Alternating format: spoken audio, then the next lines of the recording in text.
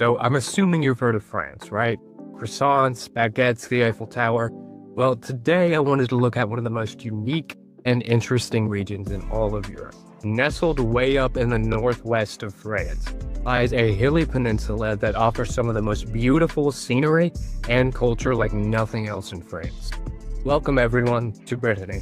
Brittany's history, like most, spans millennia, with some of the world's oldest standing structures being located in Brittany, like the Cairn of Bretonneux, a nearly 7,000-year-old Neolithic structure dating back to 4000 BC. Our story takes us roughly back to the 4th century, when Celtic Britons living in modern-day Devon and Cornwall migrated across the English Channel to escape invasions from Germanic tribes like the Angles and Saxons that would later form England. These refugees would bring their Celtic-derived languages with them across the Channel, and over the centuries these dialects would mingle together to form the modern Breton language, which as a result is closely related to modern Cornish and Welsh. These Celtic peoples would unite together in various ways, first forming a kingdom and then a duchy in 939 AD. These dukes and duchesses would rule Brittany for nearly the next 600 years,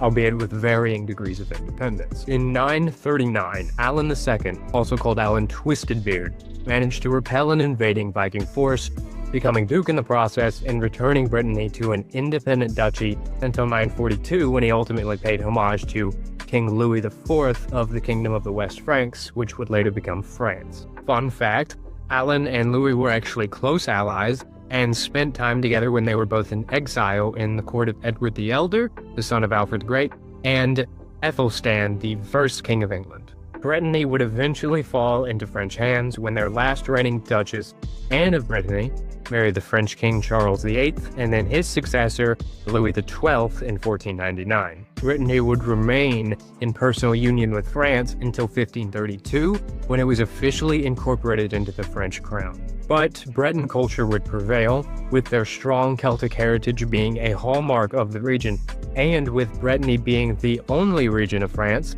where a non-Romance language was widely spoken until modern times. Unfortunately, only around 200,000 people still speak the Breton language fluently, with many of them being elderly and much of the younger generations increasingly being taught French as their first and only language. Today, the Breton language is considered severely endangered, but efforts to preserve it are underway and there is still hope for saving it. Nevertheless, Brittany and the Breton people remain one of the most fascinating areas of continental Europe, with their resilience and preservation of their culture being something that